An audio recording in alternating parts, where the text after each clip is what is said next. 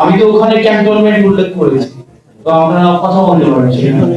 এবং আমরা বলেছি যে এই ক্ষেত্রে দেখেন 5ই আগস্টের পরেই আওয়ামী লীগ পুনর্বাসনে আওয়ামী লীগ একটা বারবার আমরা বলছি যে এই দলটা এখনো পর্যন্ত কোন জায়গায় আপনারা দেখছেন রিভিউ ফিল করছেন কোথাও অপরাধের তো ওই যে একটা গণহত্যা চালাইছে এটা তো অপরাধ স্বীকার করে না।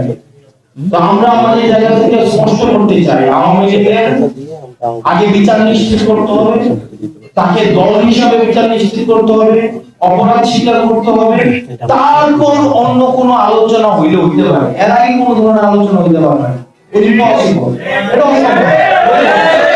আমরা বলেছি যে 5ই আগস্টের পরে আওয়ামী লীগের নাম পুনরাবৃত্তি করছি।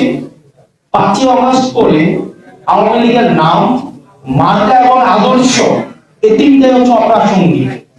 এখন এটাকে যদি মানে বিদেশি ষড়যন্ত্র অথবা দেশীয় কোনো ষড়যন্ত্র বা এজেন্সি থেকে কোনো ধরনের এখানে অপচেষ্টা চালানো হয়, সেক্ষেত্রে আমরা সাধারণ মানুষের কাছে কমিটেড, আমরা ছাত্র নাগরিকের কাছে কমিটেড। আমরা নির্যাতিত, নিপীড়িত, বঞ্চিত, গুম খুন হত্যা শিকার যারা গত দীর্ঘ 1.5 দশক ধরে বেশি সময় ধরে হয়েছে, না রাজনৈতিক ভাবে নির্যাতিত যেই ক্রিয়াশীল রাজনৈতিক দলগুলো হয়েছে, আমরা তাদের কাছে কমিটেড। কোন এজেন্সি, কোন বিদেশি কোন